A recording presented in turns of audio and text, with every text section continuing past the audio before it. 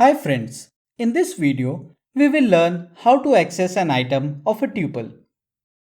Tuples use zero-based indexing, where 0 is the index of the first item and len of tuple minus 1 is the index of the last item.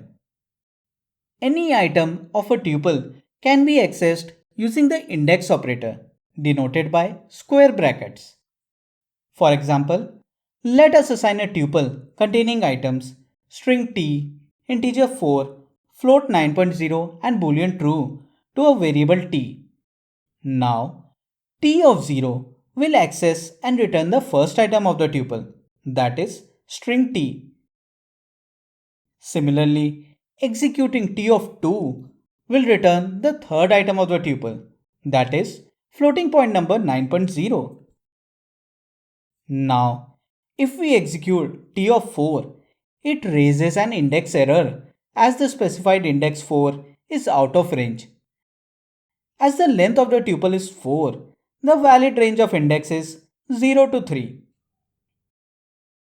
Just like list, tuple supports negative indexing, that is, you can access the values of tuple from the end.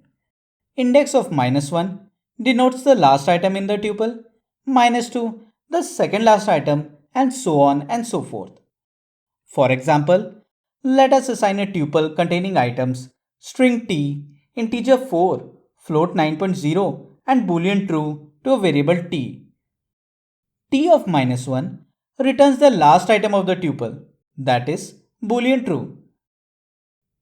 T of minus 3 returns the third item from the right, that is integer 4.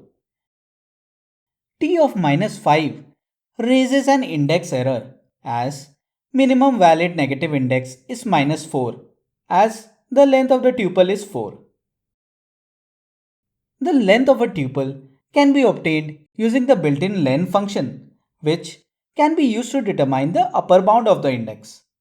For example, let us assign a tuple containing items string t, integer 4, float 9.0 and boolean true to a variable t. On executing ln equal to len of t, the length of tuple t is stored in variable ln. Now, t of ln minus 1 returns true as ln minus 1 is the index position of the last item.